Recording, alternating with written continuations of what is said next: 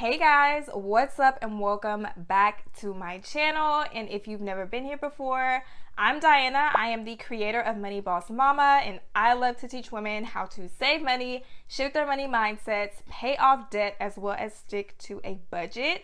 And in this video, I'm going to be talking about the one thing that may be holding you back from progressing financially, which is you, and how to get out of your own way. So I'm going to be giving you practical tips on how you can stop being your own roadblock. So without further ado, let's go ahead and get into it.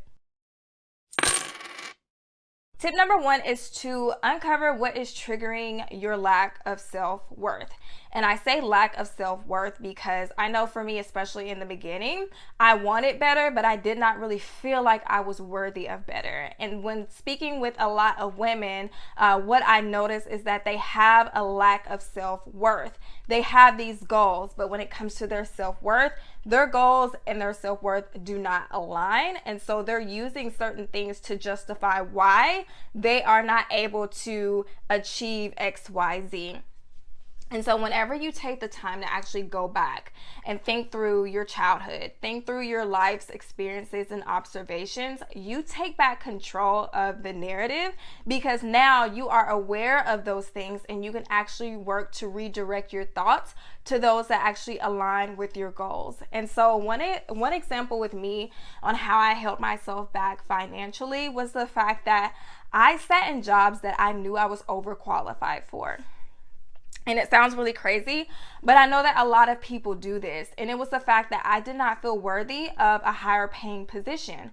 Even though I knew that I was good at my job, even though I knew that I had really hit my head on the ceiling because there was nowhere else to go, I sat in that position because I did not think that I was qualified and worthy of receiving a higher paying position. And also because I had a good working relationship with my coworkers, and I did not want them to think that I thought that I was any better than them. So I wanted to kind of be their equal, which sounds stupid saying it out loud, but a lot of times we hold ourselves back because we don't want to make other people feel uncomfortable. And whether that is with receiving or going after a higher paying position, or you're working to pay off your debt, or you're working to build wealth, a lot of the times we like to hold ourselves back because we don't want to make other people feel uncomfortable, and because we really don't know if we are capable of receiving more and actually sustaining more. And at the end of the day, it's like, who is telling you that you are not worthy of more? Who is telling you that you are not capable of receiving more? 9 times out of 10, it's you. You are telling yourself that you are not worthy of these things. And that's because your brain is programmed or designed to keep you safe. It is designed to keep you out of danger. And what's new, something that requires more of us, is the unknown, because it's not in our reality, our current reality. And so your brain is going to start telling you all of these lies to keep you where you are right now, to keep you in your comfort zone. And so you have to learn how to not only identify these lies, these thoughts, but also how to move past them. And faith without action is dead. You have to have faith in yourself and consistently take action towards your goals in order for faith to start working. You have to go into it thinking like, what if it all works out? What if it works out, and what if nothing goes wrong? Because that's possible. We always go straight to the negative, like what if I lose my job or something?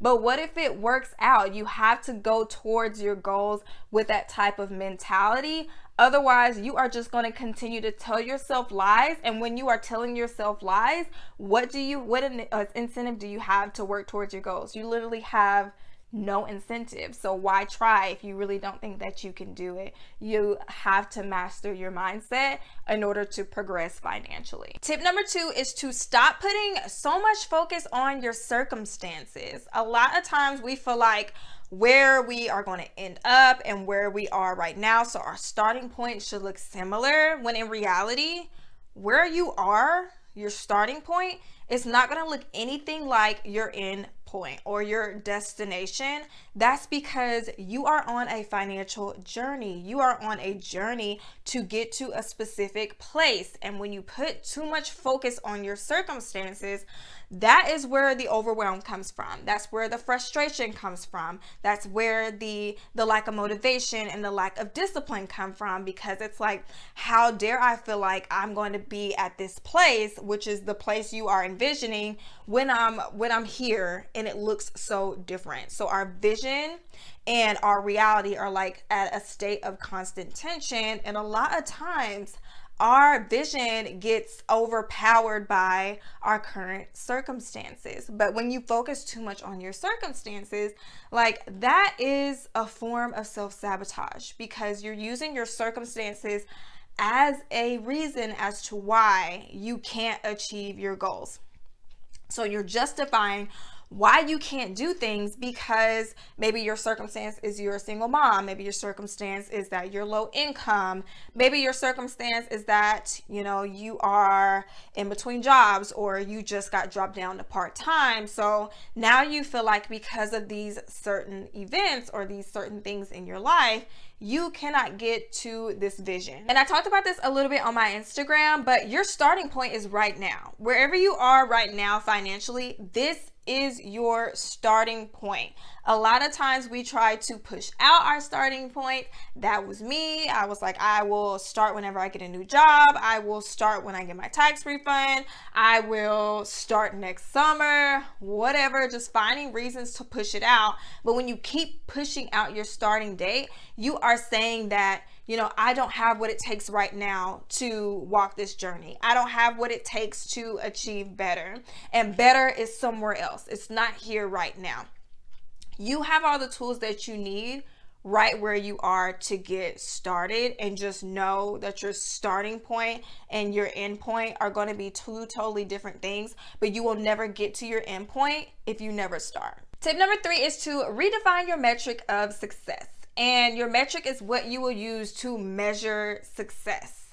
Success to you may look like paying bills and having $200 left over, whereas with the next person, success may mean paying all of their bills in full and having over $1,000 left over. Whatever it is, you want to make sure that the metric you are using aligns with your current financial situation. So a lot of times when I'm working with clients, they come to me and they say, I don't have enough money. I hear this all the time. I don't have enough money. I don't make enough money. I just wish I had more money. I just need more money. And what it is that their metric is way over where they are in their current stage. If you are using this metric to define enough as, you pay your bills and you have $500 to do whatever the heck you want to do, but in reality, you only have $50 to $100 left over after your bills are paid, then yes, you're going to feel like a failure. Yes, you're going to be frustrated. Yes, you're going to feel like you don't have enough because your metric is it's not realistic to where you are.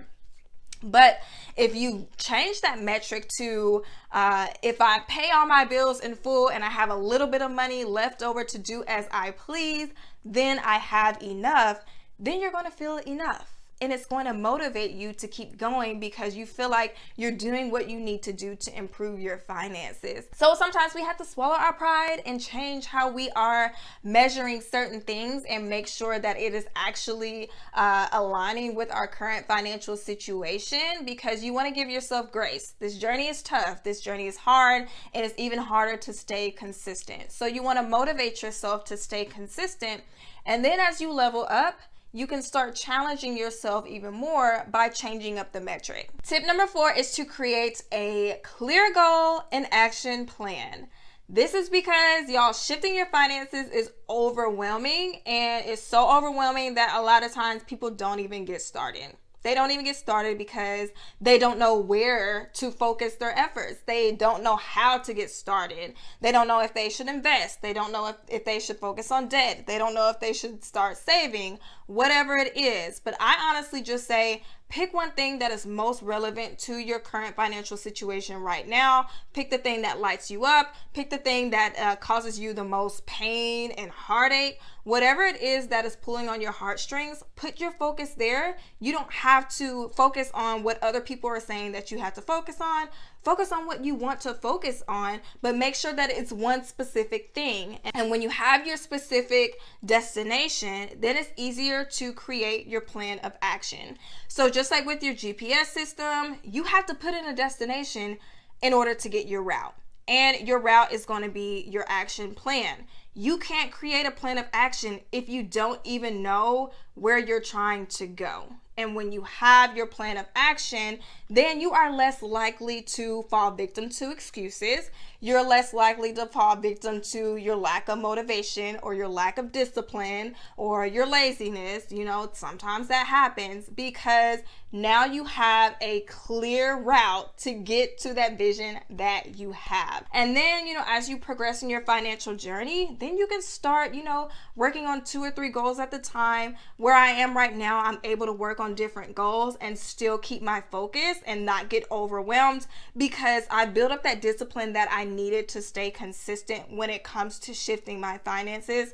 But in the beginning, you want to make sure that you have one thing that you're focusing on and then create your plan of action around that one specific thing. And this way, you're seeing your results a lot faster and you are not getting super overwhelmed and frustrated because your focus is not put off into 10 million different ways. All right, so these are my 4 tips on how to stop being your own roadblock so that you can progress financially. Hopefully this was really helpful to you all. And if you were once your own roadblock and you were able to overcome yourself, leave down in the comments how you were able to do so. But I will catch you all in the next one.